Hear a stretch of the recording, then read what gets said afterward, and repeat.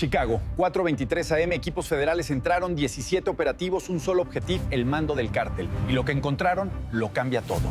4:23 de la madrugada, Chicago, Illinois. La ciudad dormía. Las farolas proyectaban largas sombras sobre las intersecciones vacías. El viento del lago Michigan cortaba el silencio como un cuchillo. La mayor parte de la ciudad no se despertaría hasta dentro de 2 horas.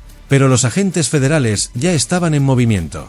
SUV negras sin distintivos circulaban por el distrito industrial sin luces delanteras. Camionetas tácticas se posicionaron en 17 coordenadas diferentes a lo largo del área metropolitana. Agentes del ICE revisaron sus chalecos antibalas en la oscuridad. Equipos del FBI sincronizaron sus relojes. Operadores de la DEA revisaron sus armas 3 veces. Esto no fue una redada de drogas. Esta fue una declaración de guerra. En ese preciso instante, en otras 21 ciudades estadounidenses, se desarrollaba la misma coreografía. Los Ángeles, Houston, Phoenix, Nueva York, Atlanta. Miles de agentes federales ejecutaban el mayor ataque coordinado contra el narcoterrorismo en la historia de Estados Unidos. La operación tenía un nombre clave: Fortaleza de Hierro. El objetivo era quirúrgico y aterrador. El Cártel de Sinaloa y el Cártel Jalisco Nueva Generación. 2 superorganizaciones mexicanas que habían transformado ciudades estadounidenses en centros de distribución de envenenamiento a escala industrial. Pero esta mañana, las reglas habían cambiado. La orden de Washington fue explícita: desmantelar la red, confiscar todos los activos, arrestar a todos. Si apoyas a los agentes federales que arriesgan sus vidas para proteger a las comunidades estadounidenses de los cárteles de drogas extranjeros, dale me gusta ahora para que más personas vean esta historia.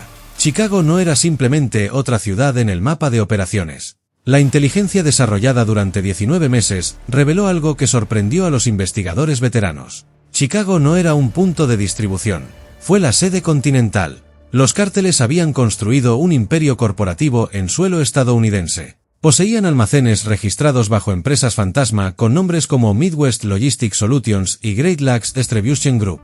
Empleaban contadores con maestrías en administración de empresas. Contaban con coordinadores de logística que rastreaban los envíos en tiempo real. Operaban equipos de seguridad armados. Mantenían sistemas de nómina y paquetes de beneficios para empleados. Habían construido una infraestructura paralela. Y tuvieron ayuda desde dentro. Los archivos de inteligencia contenían nombres que repugnaban a los fiscales. Agentes de la patrulla fronteriza. Sheriffs de condado. Fiscales federales. Oficiales de cumplimiento bancario. Oficiales de deportación del ICE. Las personas que habían jurado defender la Constitución habían vendido su lealtad por dinero en efectivo. La traición no fue aislada, fue sistemático. Mientras los equipos tácticos se acercaban al objetivo principal, un enorme complejo de almacenes en el lado sur de Chicago, el comandante de la brecha dio la orden por radio encriptada. Todas las unidades. Luz verde. A ejecutar. El primer ariete golpeó la puerta de acero reforzado a las 4:28 de la madrugada. El metal chirrió. Las bisagras se desprendieron del hormigón. La puerta se derrumbó hacia adentro con un estruendo ensordecedor. Detonaron granadas aturdidoras. Luz blanca cegadora. Fuerza conmocionante. Los agentes entraron por la abertura. FBI. Manos arriba. Al suelo ya. En el interior, el almacén parecía completamente legítimo. Las carretillas elevadoras estaban paradas cerca de los muelles de carga. Las transpaletas se alineaban en las paredes. Los contenedores de envío estaban apilados en filas ordenadas. Las carpetas colgaban de ganchos. Una sala de descanso tenía un microondas y una cafetera recién hecha. Parecía una operación de transporte de camiones más común en Estados Unidos. Pero los agentes sabían qué buscar. Detrás de un falso panel eléctrico camuflado en una caja de interruptores, encontraron el primer escondite. 461 kilogramos de fentanilo puro. El polvo se prensaba en pastillas farmacéuticas falsificadas. Se envasaba al vacío en bolsas de plástico. Se etiquetaba con los códigos de distribución, NYC09, BOS 15 y MIA 31. Las pastillas eran réplicas perfectas de recetas legítimas. Tabletas azules de oxicodona. Barras blancas de Xanax. Percocet amarillo. Excepto que estos no eran medicamentos. Eran dispositivos de ejecución. Cada pastilla contenía entre 2 y 4 miligramos de fentanilo. Tan solo 2 miligramos pueden detener el corazón humano en menos de 60 segundos. Los médicos forenses de todo el país habían estado documentando víctimas de sobredosis con espuma todavía en la boca. Esto no fue un fracaso del tratamiento de la adicción. Esto fue una guerra química. Comente a continuación si este nivel de engaño le sorprende. Los agentes se adentraron más en el complejo. En un edificio secundario oculto detrás de un muelle de carga no operativo, descubrieron la sala de recuento. El efectivo cubría 3 mesas industriales. Las selladoras al vacío zumbaban en un banco de trabajo. Las contadoras de billetes estaban junto a contenedores de plástico llenos de fajos de billetes de 20, 50 y 100 sujetos con gomas elásticas. La unidad de delitos financieros de la DEA calcularía el total de horas más tarde. 18,4 millones de dólares en efectivo. Simplemente sentado en un almacén de Chicago. Pero ese fue solo el primer lugar. En toda la ciudad, otras 16 redadas simultáneas revelaban el verdadero alcance de la operación. En una estación de camiones cerca del Aeropuerto Internacional O'Hare, los agentes descubrieron 387 kilogramos de metanfetamina cristalina ocultos en ejes de camión ahuecados. La ingeniería era sofisticada. Los ejes funcionaban con normalidad mientras transportaban carga. En un almacén en los suburbios de Cicero, encontraron un arsenal. Rifles AR-15 con números de serie limados. Pistolas Glock con cargadores extendidos. Rifles de francotirador calibre 50 aún en sus vainas de fábrica. Granadas de fragmentación, chalecos antibalas, equipo de visión nocturna. Estas no eran armas vendidas en la calle. Se trataba de municiones de uso militar que se enviaban al sur para los sicarios armados de los cárteles.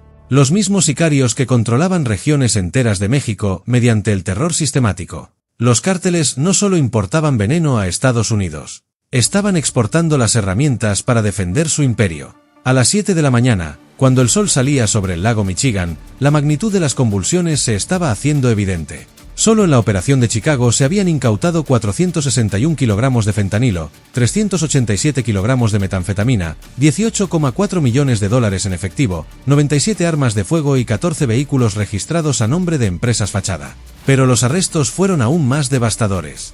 73 sospechosos fueron detenidos en Chicago.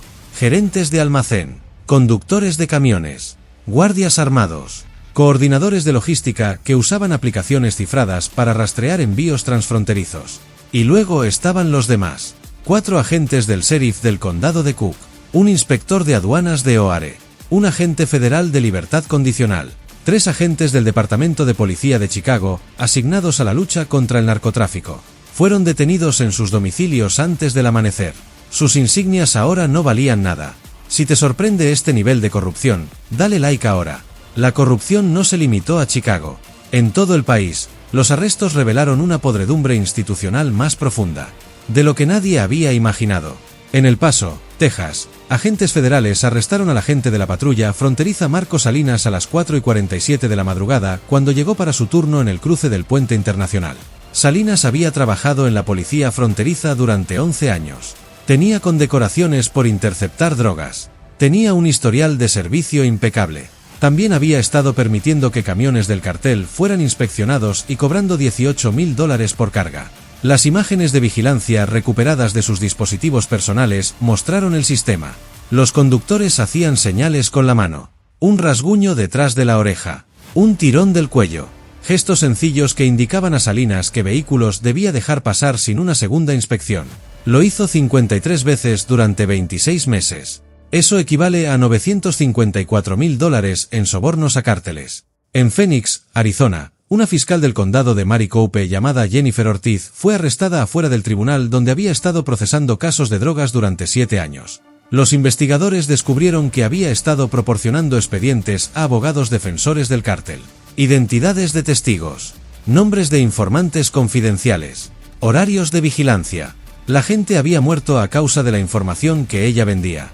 En Los Ángeles, un alto oficial de deportación del ICE fue arrestado después de que los investigadores descubrieron que había estado eliminando a agentes del cártel de las listas de deportación. Objetivos de alto valor que deberían haber sido detenidos y eliminados simplemente desaparecieron de las bases de datos federales. El pago por cada eliminación, $9,500. La corrupción era metódica. Pero lo que sorprendió a los investigadores no fueron los actos individuales de traición. Así de organizado se había vuelto el reclutamiento. Los documentos internos del cártel incautados durante las redadas revelaron una operación de recursos humanos. Los cárteles se centraban en funcionarios con vulnerabilidades financieras, deudas de juego, problemas hipotecarios, atrasos en la manutención infantil y facturas médicas. Se acercaban con un pequeño gesto. un sobre con $3.000, una tarjeta de crédito pagada, una comisión de consultoría por una cooperación mínima. Luego las solicitudes aumentaron. Una vez que un funcionario aceptaba el primer pago, quedaba comprometido para siempre. Los cárteles eran sus dueños. Una denuncia anónima a asuntos internos destruiría su carrera, su pensión, su libertad, y así siguieron cooperando. Y el veneno siguió fluyendo hacia las comunidades estadounidenses. Escriba justicia si cree que los funcionarios corruptos deberían enfrentar sentencias máximas.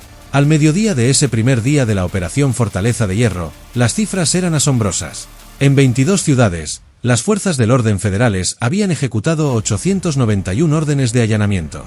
Habían incautado 8,818 libras de fentanilo. Eso no es un error de imprenta, 8.818 libras. Para entender esa cifra, una dosis letal de fentanilo es de 2 miligramos. Una libra contiene aproximadamente 453.592 miligramos. La cantidad incautada podría producir teóricamente más de 2.000 millones de dosis letales. Suficiente para matar a cada persona en los Estados Unidos 6 veces. Las incautaciones de metanfetamina fueron igualmente masivas, 13.700 libras de metanfetamina cristal con un valor estimado en la calle de $390 millones.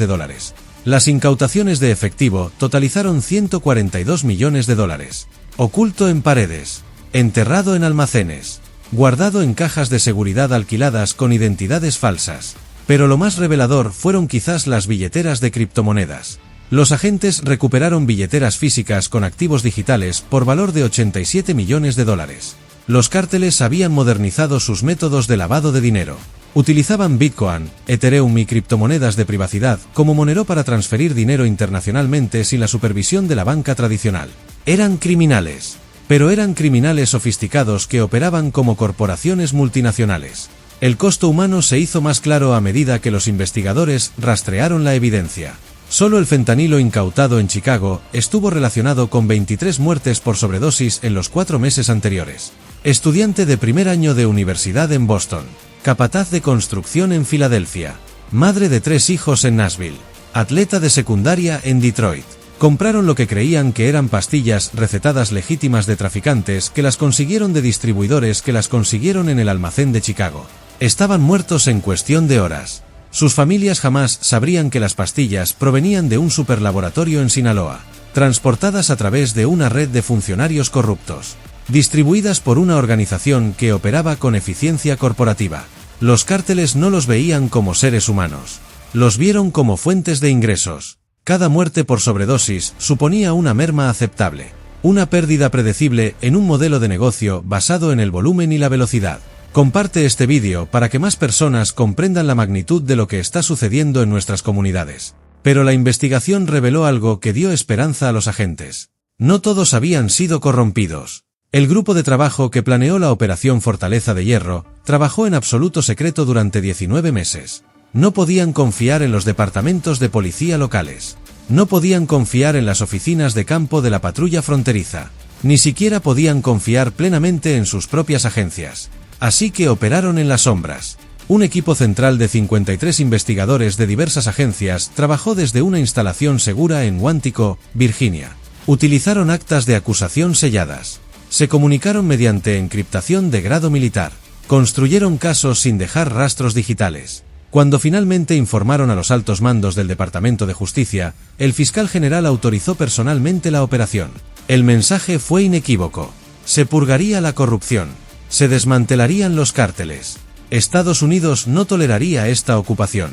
Al día siguiente de las redadas, el Departamento de Justicia celebró una conferencia de prensa. El fiscal general se encontraba en un podio, flanqueado por el director del FBI, el administrador de la DEA y el director del ICE. Detrás de ellos, había mesas de evidencia cubiertas con ladrillos de droga, fajos de billetes y armas de asalto.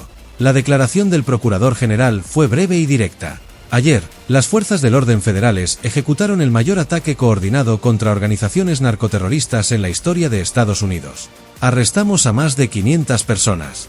Incautamos suficiente fentanilo para matar a todos los estadounidenses varias veces. Desmantelamos una red criminal que operaba con impunidad en nuestro territorio. Pero esta operación también expuso un cáncer dentro de nuestras instituciones. Funcionarios federales, estatales y locales que traicionaron su juramento y facilitaron envenenamientos masivos. A esos funcionarios se enfrentarán a la justicia plena. No son agentes del orden. Sois cómplices de asesinato. El procurador general se marchó sin responder preguntas. El mensaje no requirió ninguna explicación. Comente responsabilidad si cree que las instituciones deben cumplir con los estándares más altos. En los centros de detención federales de todo el país se estaban procesando los sospechosos arrestados. La mayoría eran operativos del cártel, supervisores de almacén, conductores, ejecutores armados, coordinadores de logística. Se enfrentaron a cargos de conspiración, narcotráfico y lavado de dinero. Estaban considerando décadas en una prisión federal. Pero los funcionarios corruptos se enfrentaron a algo peor. Según la ley federal, un agente del orden público que utilice su cargo para facilitar el narcotráfico puede ser acusado bajo las leyes RICO. Estas mismas leyes se aplican contra los jefes del crimen organizado. Las sanciones a menudo superan las impuestas a los propios traficantes. Varios funcionarios detenidos ya estaban cooperando. El agente Salinas de la patrulla fronteriza del Paso proporcionó una confesión detallada 8 horas después de su arresto. Describió el reclutamiento. Como un hombre se le acercó en una tienda cerca del puente. Como el hombre sabía su nombre, su horario de turnos, sus dificultades económicas. Como el primer pago fue solo $1,500. Presentado como gratitud por ser razonable. Cómo se intensificó a partir de ahí. En 4 meses, Salinas ganaba $18,000 por cada camión del cártel que dejaba pasar. Lo hizo 53 veces durante 26 meses. Compró una Ford F-450 nueva, un barco pesquero, un tiempo compartido vacacional en Mazatlán. Su esposa pensó que él estaba haciendo consultoría de seguridad privada. Ahora se enfrentaba a 58 años de prisión federal. La lucha continúa. Los cárteles siguen operando. El veneno sigue fluyendo. La gente sigue muriendo. Pero el mensaje fue entregado. Estados Unidos contraatacará con todo lo que tenga a su disposición. Si crees que vale la pena continuar esta lucha, dale a me gusta. Comenta qué crees que debería pasar a continuación. Suscríbete para ver el siguiente capítulo de esta guerra. Esto es solo el comienzo.